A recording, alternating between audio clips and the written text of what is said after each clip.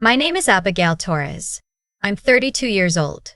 And I need to tell you something that I still can't fully believe happened to me. 14 months ago, I was sitting on the floor of my sister's spare bedroom, surrounded by 2 garbage bags and a cardboard box. That was everything I had left after 11 years of marriage. 2 garbage bags and a box.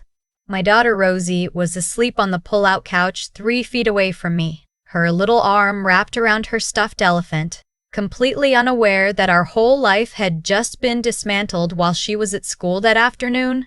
My husband had left me for someone else.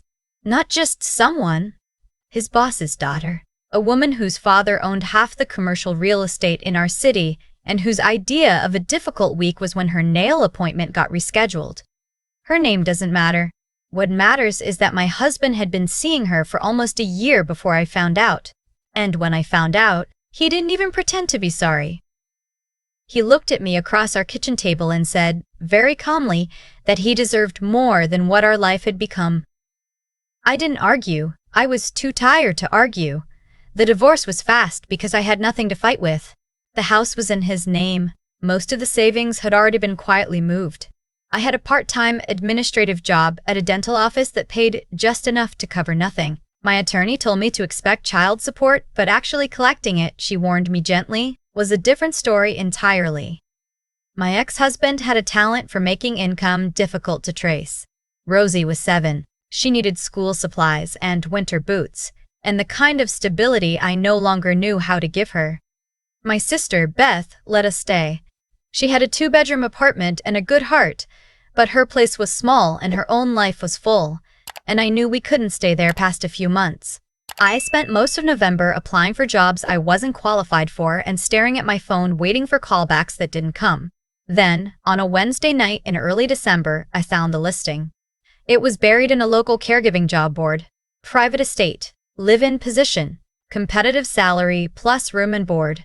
The patient was described as an elderly retired judge, age 78, with cognitive and behavioral difficulties.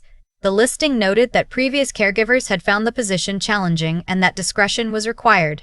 Every reasonable part of my brain said to keep scrolling. But I looked at Rosie's boot sitting by the door. The soles were starting to separate on the left one, and I sent my application before I could talk myself out of it. 2 days later, I got a call from a woman named Genevieve. She had one of those voices that's perfectly pleasant and completely cold at the same time. She asked me a few brief questions, told me the salary, and then paused for a moment before saying, I should be transparent with you. My father can be very difficult. Most people don't last more than a week. I told her I was a fast learner. She said she'd have someone confirm the start date. Rosie would stay with Beth during the week. I'd take the train home every Sunday to spend the day with her. It wasn't what I wanted. It broke something in me to explain it to Rosie in a way that wouldn't scare her. But she looked up at me with those serious brown eyes and said, It's okay, Mama. You're going to be really good at it. She was 7, and she was already trying to take care of me. I told myself I would hold on to that. The estate was 40 minutes outside the city, up a long private road that wound through trees so thick the January light barely made it through. The house itself came into view all at once, and I remember my stomach dropping a little. It was enormous. Stone facade, tall windows, bare winter gardens stretching out on both sides. It looked less like a home, and more like a place where significant decisions got made. Genevieve met me at the door. She was maybe 40, dressed simply but expensively, with the kind of posture that comes from a lifetime of being in charge of rooms. She shook my hand with 2 fingers and looked me over the way you'd look at a piece of furniture you weren't sure would fit. You'll find my father's schedule on the table in the front hall, she said, already walking. Medications at 7, noon, and 8. He refuses breakfast before 9, so don't try to push it. He has a physical therapist who comes Tuesdays and Thursdays. You're not to discuss his estate, his legal history, or his will under any circumstances. I nodded and followed her down a long hallway lined with framed photographs. What about the behavioral difficulties? I asked. She paused at a door and turned to look at me. He was a federal judge for 30 years. He's used to being in control of everything. He believes the people around him are incompetent, conspiring, or both. She said it so flatly she might have been reading from a form. He shouts. He refuses cooperation. He has, on 2 occasions, thrown things. She opened the door. We believe it's a combination of early-stage dementia and an aggressive personality that was always there. Inside sat an old man in a leather chair by the window. He was reading, or had been reading. The book was open in his lap, but his eyes were on me the moment the door moved. He was sharp. That was the first thing I noticed. Not glazed or distant the way I'd half expected. His eyes were precise and unhappy and fully present. "Another one," he said. "Yes," I said. "How long will you last?" "I don't know," I said honestly, "but I'm not planning to leave." He looked at me for a long moment, then back at his book. "Genevieve," he said, without looking up, "you can go." Her jaw tightened almost imperceptibly. Then she left. "He can go." Her jaw tightened almost imperceptibly. Then she left. His name was Walter Ashby. He had served as a federal judge for 31 years. He had a reputation, Genevieve had told me, for being exacting, difficult, and completely uninterested in being liked. None of that was hard to believe. He barely spoke to me that first day. He refused lunch and then ate it anyway an hour later, silently, while I sat nearby reading a book I'd brought. When I got up to refill his water, he watched me cross the room the way you watch someone you haven't decided about yet. That night, I found my room on the 3rd floor, clean, small, with a window overlooking the back garden. I called Rosie and listened to her tell me about her spelling test and what Beth made for dinner and how the stuffed elephant had lost an eye, and Beth said she'd sew it back. She talked for 20 minutes, and I sat on the edge of the narrow bed and tried not to cry until after we hung up. I told myself, 1 month. Just make it 1 month. I'd been there almost 2 weeks when I heard the car in the driveway on a Saturday night. I was in the kitchen making tea when I heard voices in the front hallway, men's voices, and then, underneath them, a laugh that stopped me completely. I knew that laugh. I stood very still for a moment, telling myself I was wrong, that it was impossible, that I was tired and hearing things. Then the kitchen door opened and my ex-husband walked in. He looked exactly the same. That was the first absurd thought I had. He looked good, actually, the kind of rested, confident look that comes from sleeping well and not worrying about anyone else's boots. He was holding a glass of something amber and he stopped when he saw me. And then, slowly, his expression shifted into something I can only describe as delight. "Well," he said, "this is unexpected." My hands were on the counter. I made myself keep them there. "What are you doing here?" I asked. He gestured vaguely. "Genevieve and I have been seeing each other for a few months. I'm here for the weekend." He tilted his head. "What are you doing here?" I said nothing. He looked around the kitchen slowly, taking in my apron, the kettle, the tray I'd prepared for Walter's evening medication. "You work here?" he said, not as a question. "Yes." He laughed. It wasn't cruel, which somehow made it worse. It was genuinely amused. "In this house, as staff." "As a caregiver," I said. "Right." He set his glass down on the counter, my counter, the one I'd just wiped down, and smiled. "That's something." I turned back to the kettle. "Abby?" He said my name the way he used to, like it cost him nothing. "I'm not trying to make this weird. We're adults. Genevieve knows you exist." She thought it was funny, actually, when I told her. I poured the water. "I did not say anything, just so you know," he added, moving toward the door. "I'm not going to get you fired or anything.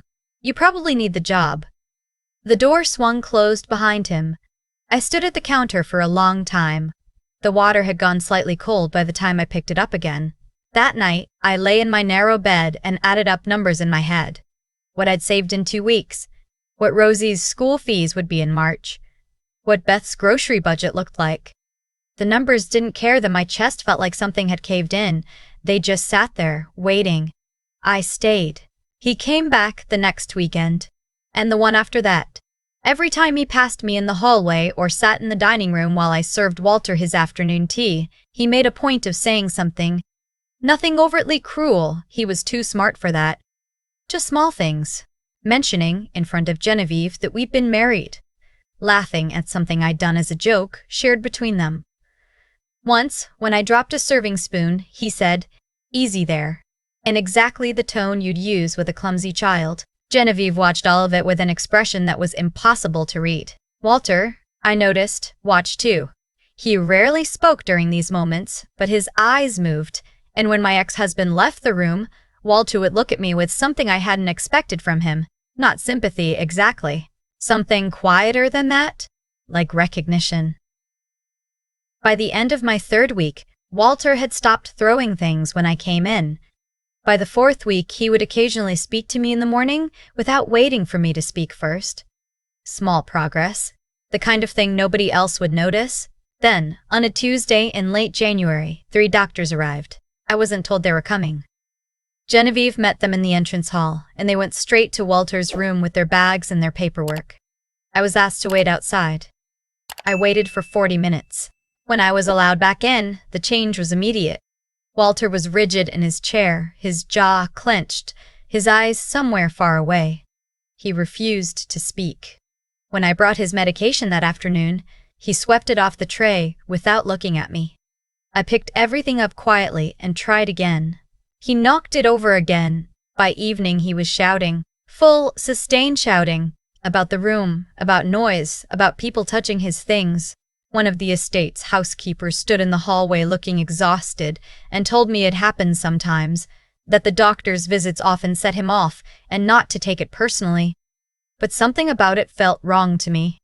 This wasn't the baseline agitation I'd come to understand. This was different. He seemed genuinely disoriented in a way he hadn't been before, like something had shifted.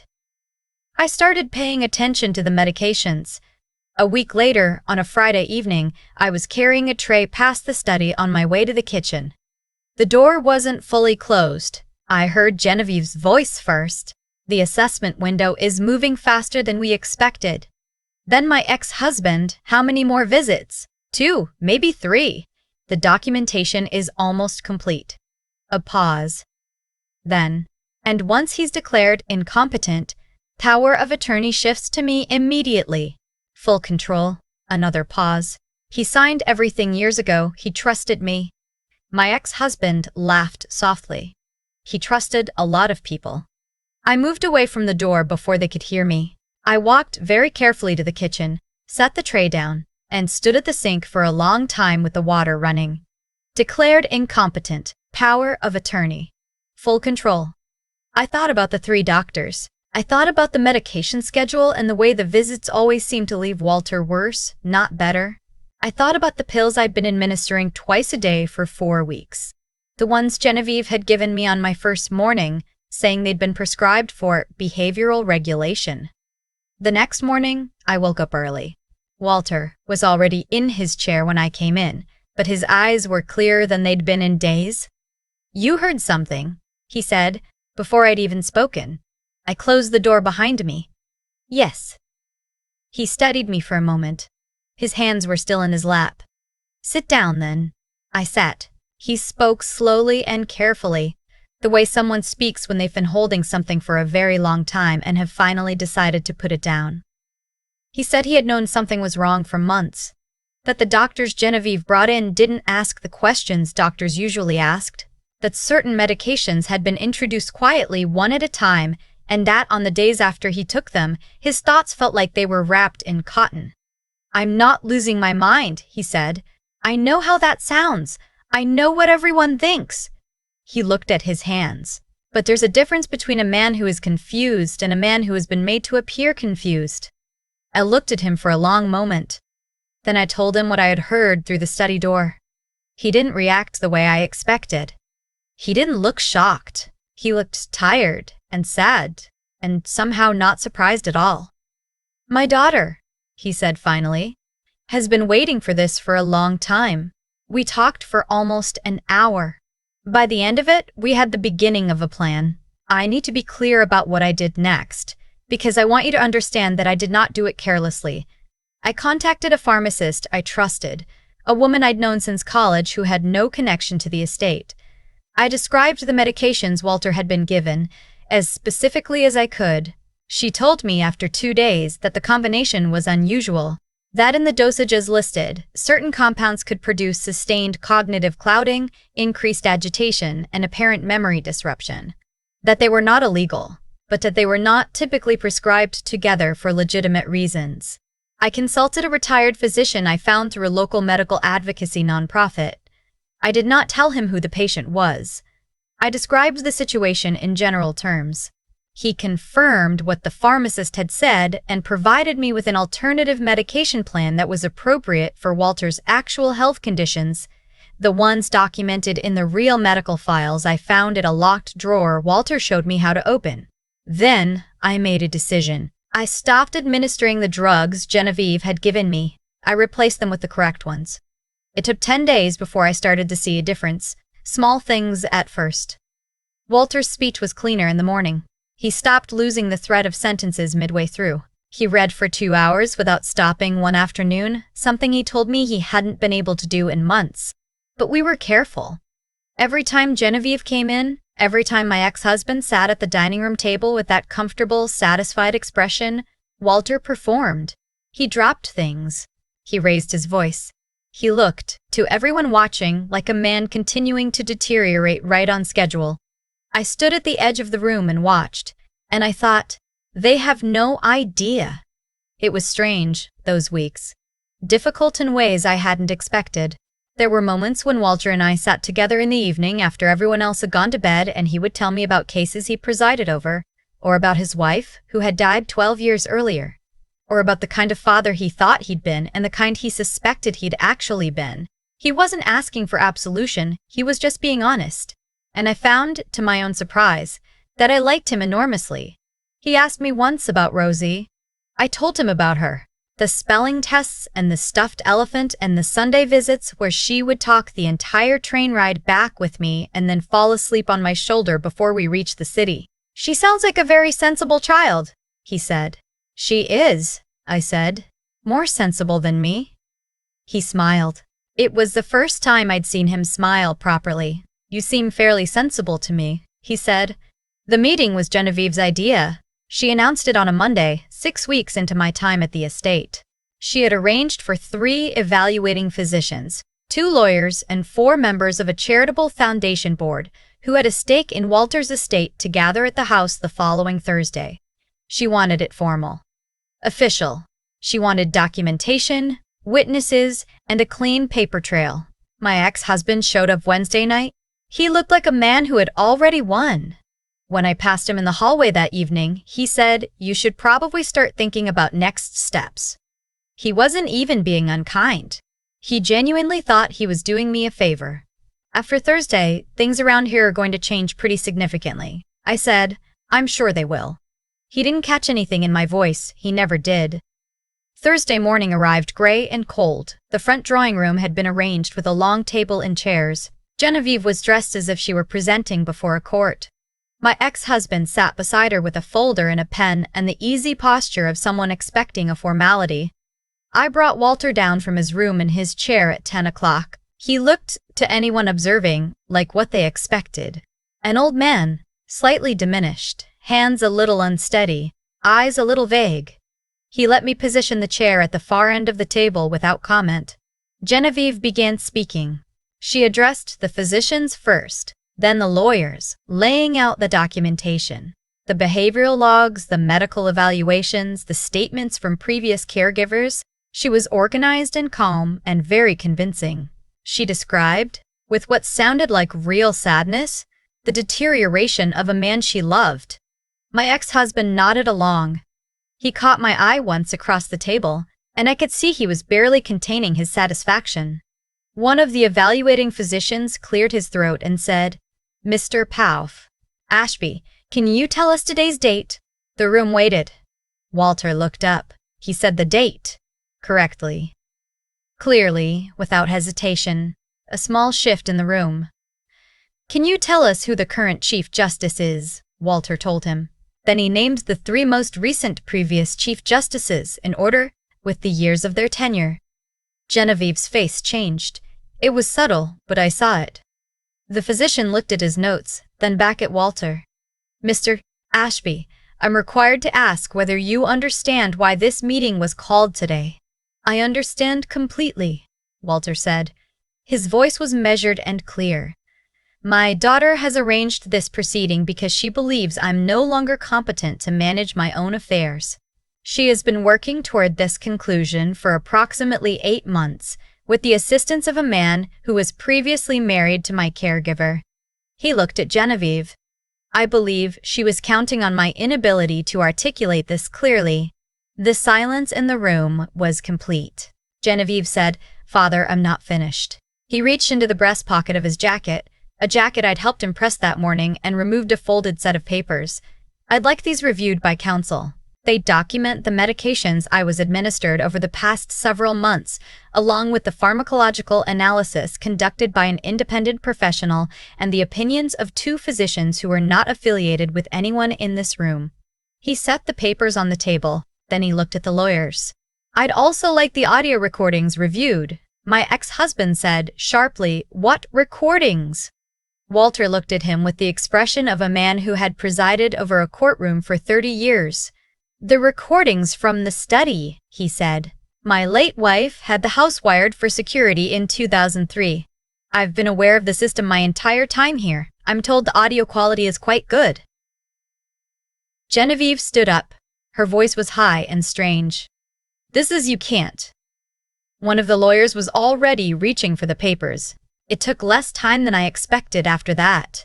The room reorganized itself the way rooms do when the thing everyone thought was true turns out not to be. The evaluating physicians conferred. One of the lawyers made a phone call. The foundation board members sat very still and looked at each other. My ex-husband stopped talking entirely. He looked, for the first time since I had known him, genuinely at a loss. I stood near the wall. I was aware of Walter looking at me once, briefly, and I gave the smallest nod I could manage. The police arrived 40 minutes later. There were 2 officers. They were calm and professional, and Genevieve and my ex-husband were escorted from the room with a formality that felt, somehow, more final than shouting would have. As they passed me in the doorway, my ex-husband looked at me. He didn't say anything. I don't know what I expected to feel in that moment. What I actually felt was very quiet. The legal proceedings that followed took months. Genevieve was charged with elder financial abuse and fraud. My ex-husband, who'd been actively involved in the documentation scheme, faced a separate criminal conspiracy charge. Their cases moved through the system slowly, the way those things do. I won't pretend the aftermath was simple. It wasn't. There were depositions and statements and many hours sitting in offices answering careful questions. There was a period where I wasn't sure what my own situation would look like when it was over. But Walter recovered. That was the thing that mattered most to me. With the correct medication and, I think, the removal of a very specific kind of dread, he became someone I could see clearly.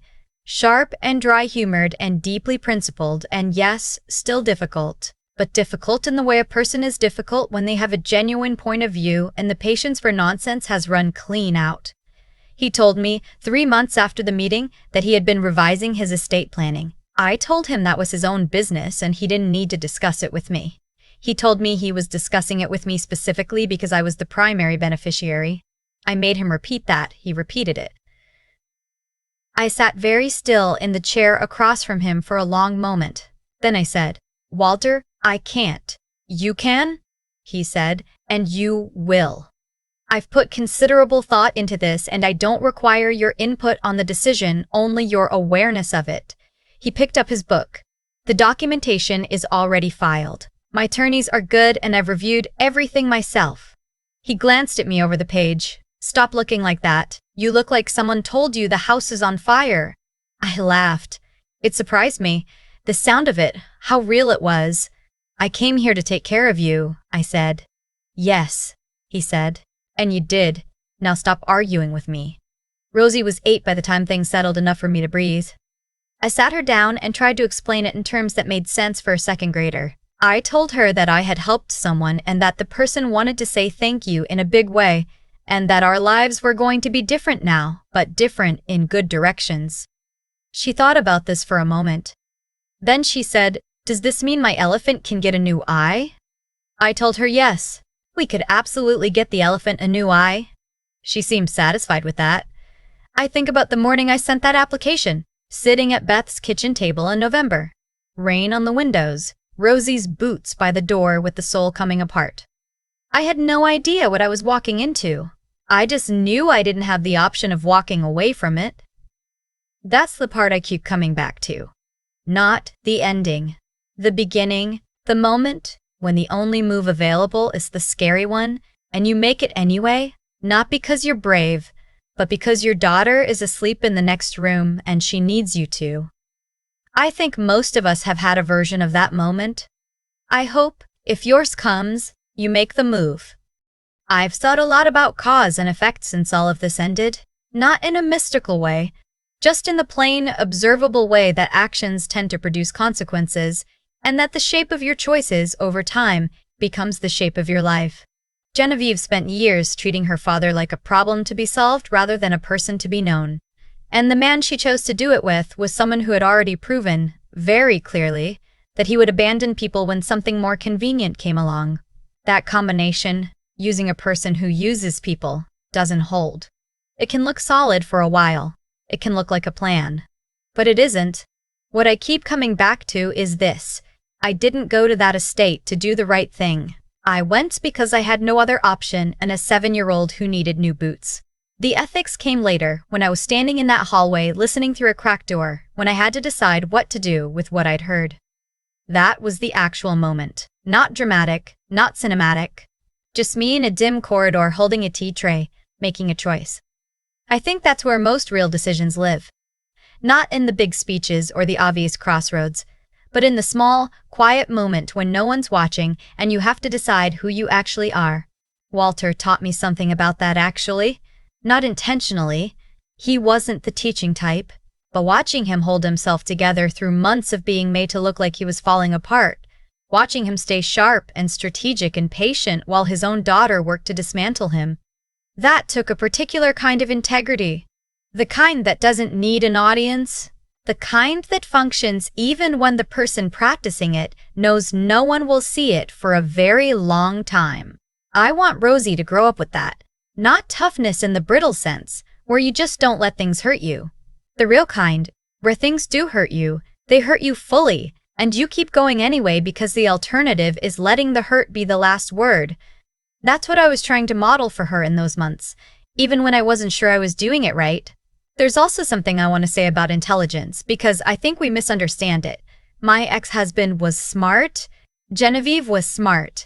They built a careful, detailed, legally adjacent plan, and they executed it with patience over nearly a year. Intelligence without integrity is just a more sophisticated way of getting things wrong.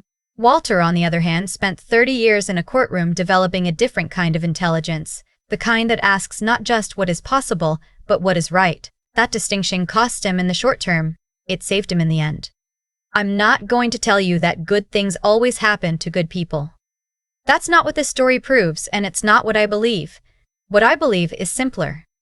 The quality of your choices accumulates, slowly, invisibly, across years.